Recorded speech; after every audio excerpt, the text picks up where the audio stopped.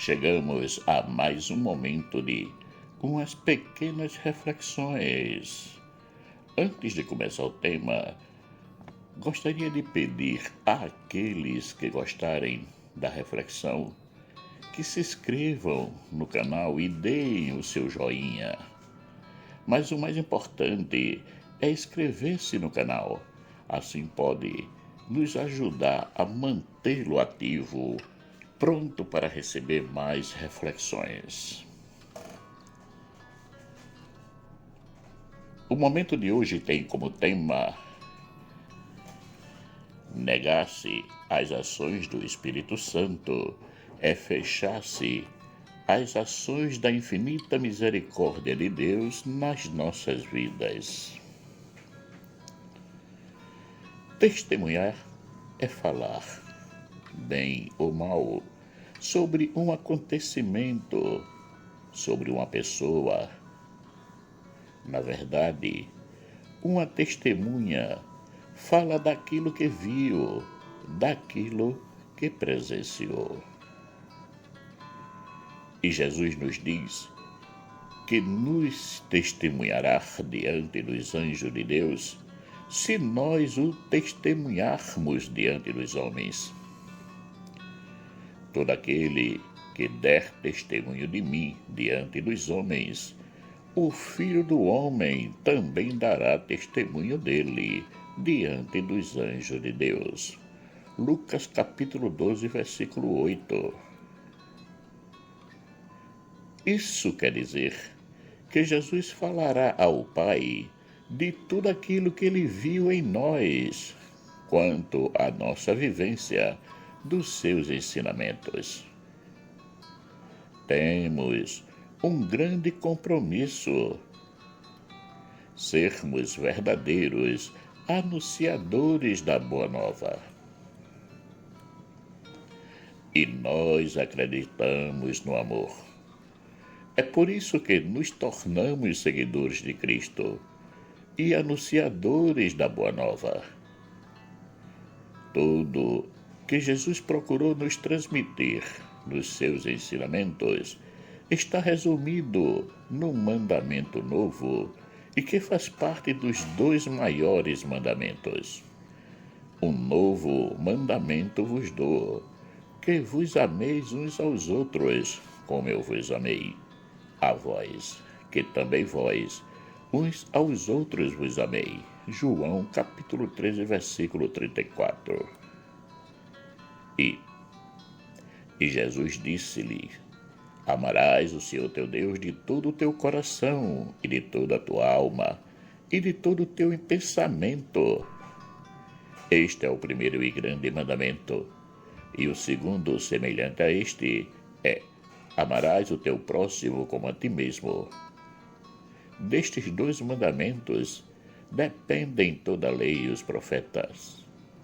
Mateus capítulo 22, versículos 37 a 40.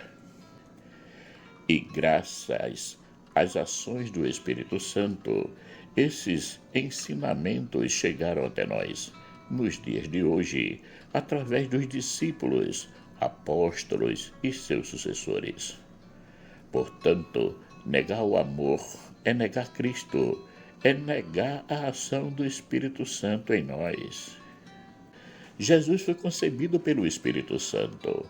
E eis que em teu ventre conceberás e darás à luz um filho, e pôr-lhes-ás o nome de Jesus.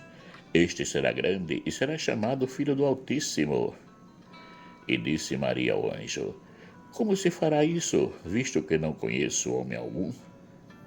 Descerá sobre ti o Espírito Santo, e a virtude do Altíssimo te cobrirá com a sua sombra.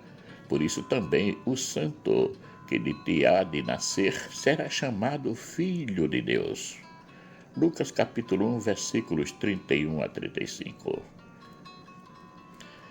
Essa terceira pessoa da Santíssima Trindade sempre esteve em ação na história da salvação.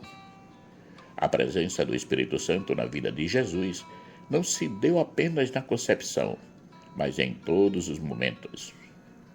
Antes do início da sua vida pública, João já o anunciava como aquele que batizaria com o Espírito Santo. Eu, na verdade, batizo-vos com água, mas eis que vem aquele que é mais poderoso do que eu, do qual não sou digno de desatar a correia das alparcas. Esse vos batizará com o Espírito Santo e com fogo. Lucas capítulo 3, versículo 16. Na ocasião do seu batismo, ao sair das águas, o Espírito Santo desceu sobre ele em forma de pomba. E sendo Jesus batizado, saiu logo da água, e eis que se lhe abriram os céus, e viu o Espírito de Deus descendo como pomba e vindo sobre ele. E eis que uma voz dos céus dizia: Este é o meu Filho amado, em quem me comprazo. Mateus capítulo 3, versículos 16 e 17. Enfim, poderíamos listar aqui todos os momentos da vida de Jesus, mas seria uma lista muito longa, porque o Espírito Santo esteve sempre presente em sua vida. Como iniciamos com a concepção, vamos fechar essa lista com a ressurreição. E, se o Espírito daquele que dentre os mortos ressuscitou a Jesus habita em vós, aquele que dentre os mortos ressuscitou a Cristo também vivificará os vossos corpos mortais, pelo seu Espírito que em vós habita. Romanos capítulo 8, versículo 11. E com a sua glorificação. Mas quando vier aquele Espírito de verdade, ele vos guiará em toda a verdade, porque não falará de si mesmo, mas dirá tudo o que tiver ouvido, e vos anunciará o que há de vir. Ele me glorificará, porque há de receber do que é meu, e vou-lo-á de anunciar. João capítulo 16, versículos 13 e 14. Depois dessa explanação da ação do Espírito Santo na vida de Jesus, é impossível não aceitar a ação e a presença do Espírito Santo nas nossas vidas. Jesus nos diz que testemunhará diante de Deus todo aquele que o testemunhar diante dos homens. Depois nos diz que tudo aquilo que dissermos contra ele será perdoado, mas o que se disser contra o Espírito Santo, isso não será perdoado. Todo aquele que disser alguma coisa contra o Filho do Homem será perdoado, mas quem blasfemar contra o Espírito Santo não será perdoado. Lucas capítulo 12, versículo 10. Por que blasfemar contra o Espírito Santo é tão grave assim? Não é Jesus o nosso Salvador? Não foi ele que se entregou por nós numa morte de cruz? Pois é isso que nos diz Paulo. E achado na forma de homem, humilhou-se a si mesmo, sendo obediente até a morte e morte de cruz. Filipenses capítulo 2, versículo 8. Porque o que se disser contra Jesus será perdoado, e o que se disser contra o Espírito Santo não será perdoado? Jesus é verdadeiramente o nosso Salvador, mas foi ele mesmo que disse que nos enviará um outro Paráclito, que seria o Espírito Santo. E eu rogarei ao Pai, e ele vos dará outro Paráclito, para que fique eternamente convosco. João capítulo 14, versículo 16. Portanto, a ação salvífica de Cristo se realiza em nós através do Espírito Santo.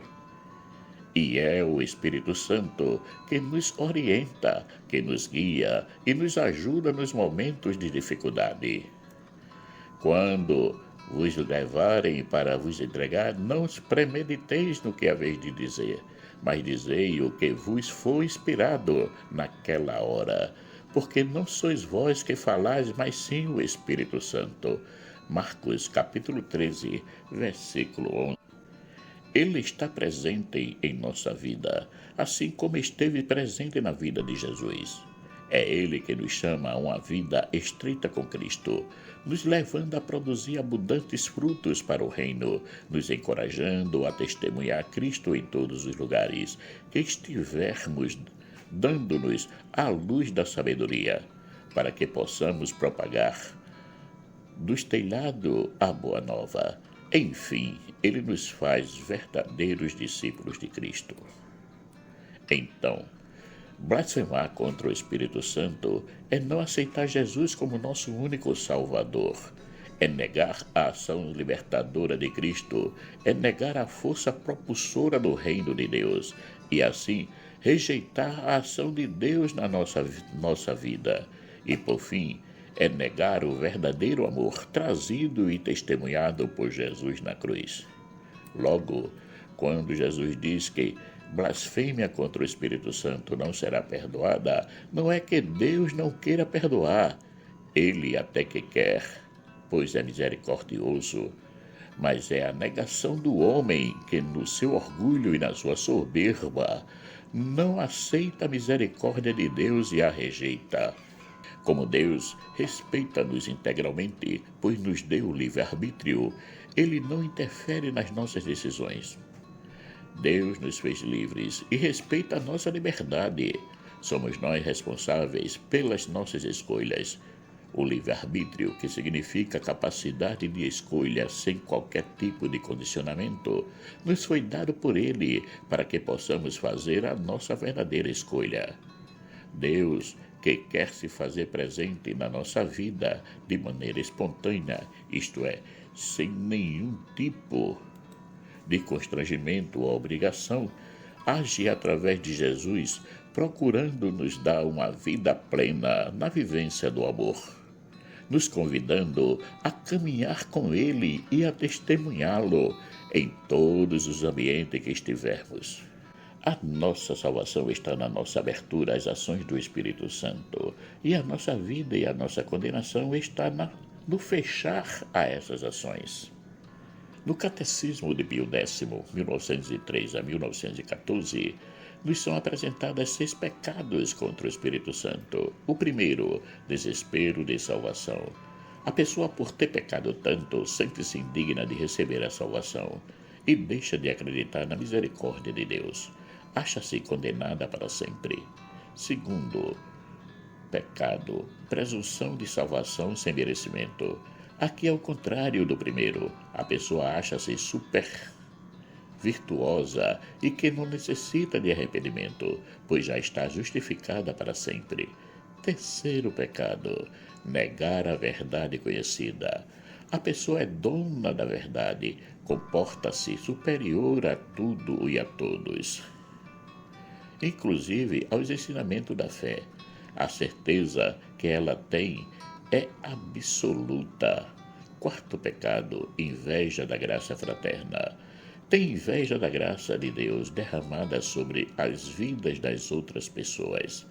Temos a história de Caim e Abel como exemplo. Quinto pecado, a obstinação do pecado. Pecar por malícia. Sabe-se que está pecando e continua na ação. Sexto pecado, a impenitência final. Mesmo no fim da vida, não sente a necessidade de arrependimento. Não vê a necessidade de uma mudança de vida.